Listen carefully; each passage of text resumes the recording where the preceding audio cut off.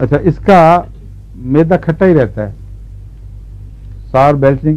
میں نے آپ سے کہا تھا نا سر درد ہوتی ہے، ذرا سی بھوک ہو، وہ کھٹاس کی وجہ سے بھی ہوتی ہے، لیکن ہر کھٹاس والے کو نہیں ہوتی. جن کھٹاس والوں کو ہوتی ہے ان میں سورائنم نمایاں ہے، کیونکہ پہلے ہی یہ کھٹاس کا مارا ہوا مریض ہوتا ہے. اوپر سے یہ ہو جائے تو کریلا نیم چڑے والی بات ہو جاتی ہے. کریلا نیم چڑا. پرولونگڈ مینسٹرویشن عورتوں میں یہ بھی بہت سی دواؤں میں ملتی ہے.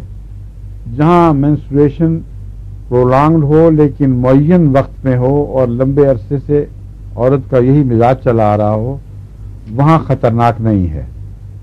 وہاں پرولونگڈ مینسٹرویشن والی دواؤں ہی سے علاج ہونا چاہیے. جہاں مزاج بدلے اور نارمل مینسٹرویشن یا کم مینسٹرویشن زیادہ وقت کے لمبے حیض میں تبدیل ہو جائے، وہ خطرناک ہے. اکثر اس کا تعلق کسی گروتھ سے ہوتا ہے جو رحم کے اندر پیدا ہوتی ہے، گٹھلیوں کی صورت میں، یا جو نام بھی اس کا آپ رکھ لیں. وہ گروتھ لازم نہیں کہ کینسر ہو، مگر کینسر کے احتمالات کافی زیادہ ہوتے ہیں. اس لیے ایسی مریضہ کا رحم کی گٹھلیوں کو پیش نظر رکھتے ہوئے علاج ضروری ہے. وہ آپ علاج کریں، خون آپ ہی ٹھیک ہو جاتا ہے.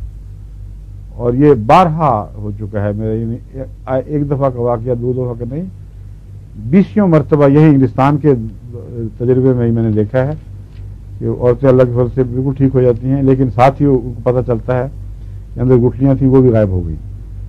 وہ بلیڈنگ گٹھلیاں ہیں جن کی وجہ سے یہ مینسٹریشن دکھائی دیتی.